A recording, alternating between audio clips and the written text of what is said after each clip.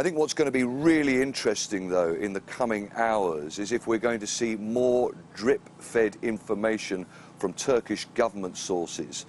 How are the Turks going to respond to this announcement by Saudi Arabia that indeed he died in a brawl in the embassy?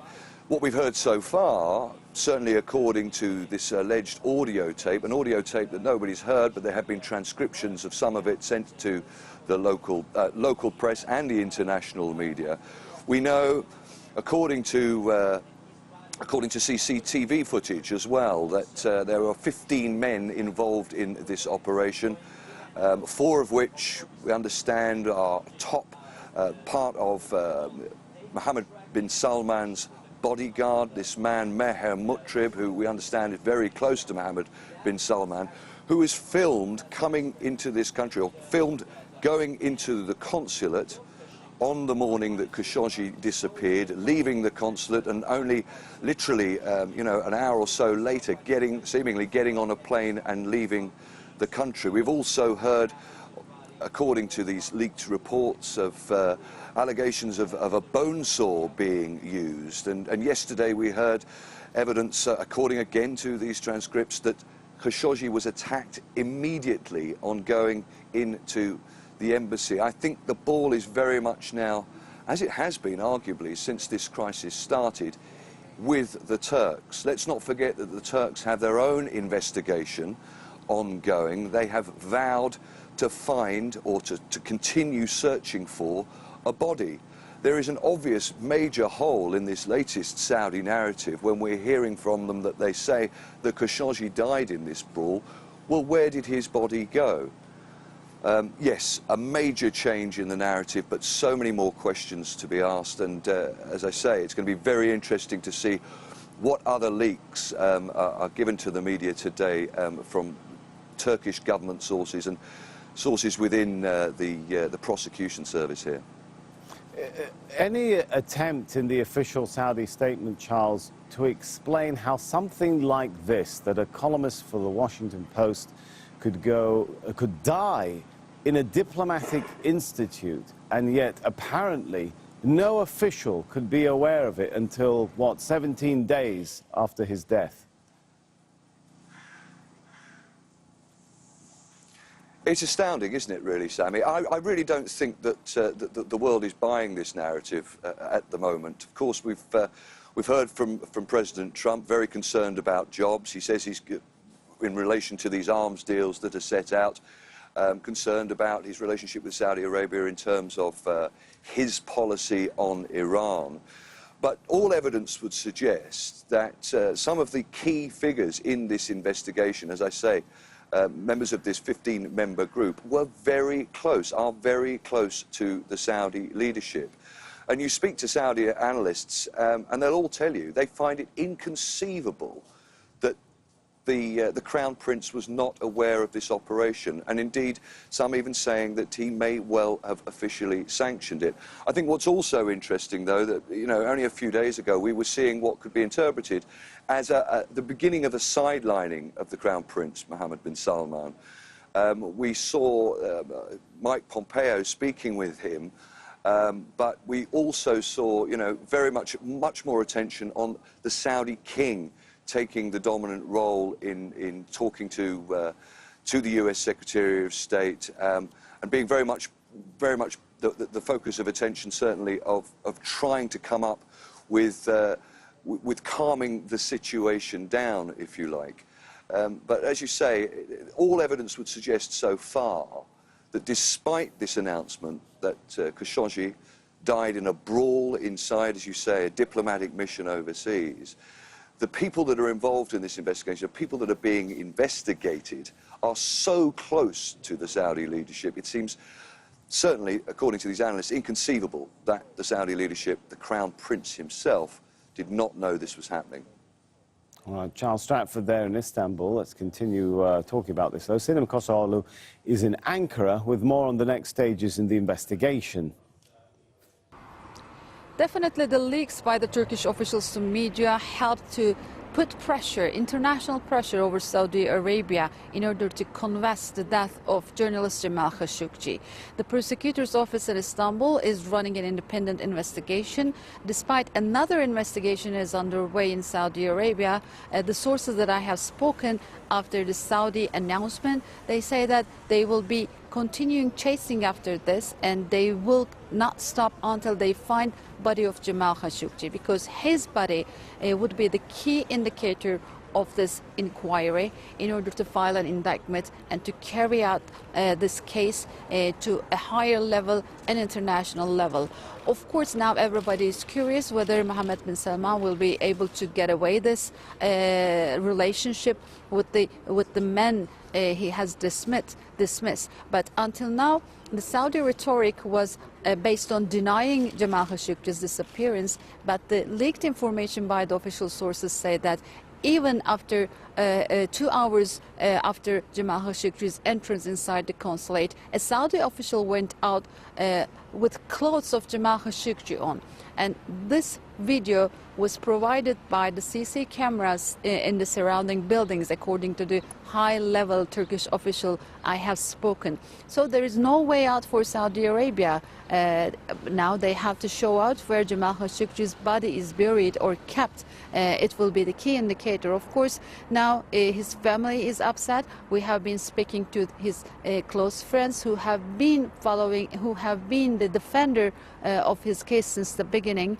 Turkish Arab media platform, they acknowledged us that there will be a funeral in Istanbul within 1 or 2 days, depending on the developments. Also, there will be a commemoration in the United States. And in the funeral in Istanbul, many journalists and politicians around the world are expected, along with Jemal Khashoggi's family. But now, of course, the question is whether Mr. Mohammed bin Salman will be able to get away with these things or not.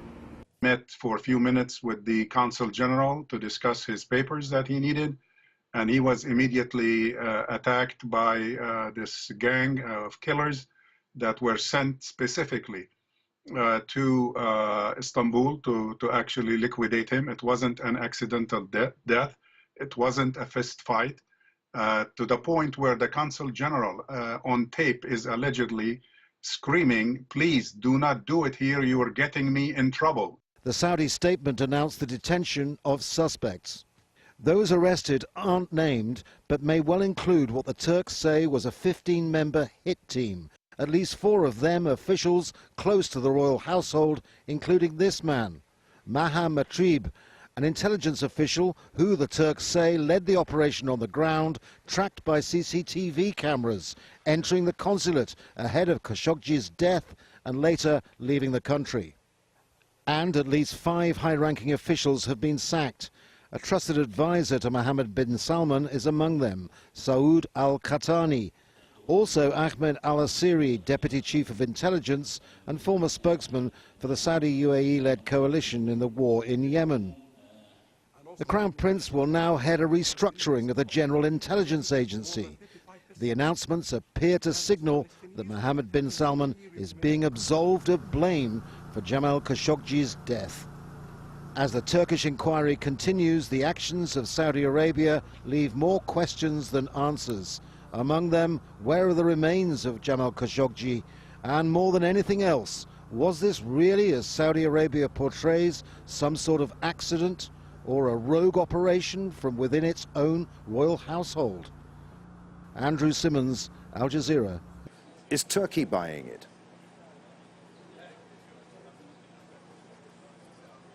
Of course, Turkey are not buying it, and if you go, definitely Turkish media is not buying it. Turkish authorities, I'm sure, aren't buying it because they're the ones who've been telling us from the beginning, and all the other journalists, a completely different narrative, and they say that they have the evidence to it. The question is, has Ankara essentially struck a deal with Saudi and they're going to go along with this? Or, as they have repeatedly said, and it is for people to then hold them to account in terms of the foreign minister, even the president and other Turkish officials, that they will reveal the truth of what happens. You know, prior to this, the ball was firmly in the Saudis' court to prove that Jemal Khashoggi had left, to prove that he was okay. to prove what happened to him. Now they have somewhat returned the ball back to the Turks by at least admitting that he was killed, albeit they still haven't shown where his body is and what happened and so forth. But the Turks now do have, the onus is on them to a great extent to then decide, will they release the evidence they have? Will they ensure that the truth is revealed to what happened to this man who entered, particularly as so much hangs on it in terms of not only press freedom and human rights, but also the role of diplomatic missions in the Vienna Convention, as well as many, many other things. Will they do that, or have they struck a deal? The coming days will be crucial in terms of explaining to us what the Turkish position is. Jemal, many thanks. Al Jazeera's Jemal Al-Shayal there, live in Istanbul. Well, Khashoggi became a high-profile critic of Saudi Arabia's government after Mohammed bin Salman was named crown prince. The journalist accused the 33-year-old of introducing what he called a new era of fear, intimidation, arrests and public shaming. Fearing for his safety, he fled to the US in September last year, where he wrote a regular column for the Washington Post. But before his career as a journalist, Khashoggi was close to the royal family, serving as an advisor. Audio excerpts have been released of one of Jamal Khashoggi's final interviews. The discussion with a Newsweek reporter was originally confidential, as Khashoggi said he feared for his life. Here's some of that recording. He wants to be a reformist. Why not bring evidence to the public opinion? Why not bring a transparent process where you have really introduce the rule of law and due process and bringing, I mean, the people will be on his side if he would do that. Deep inside him is an old-fashioned tribal leader.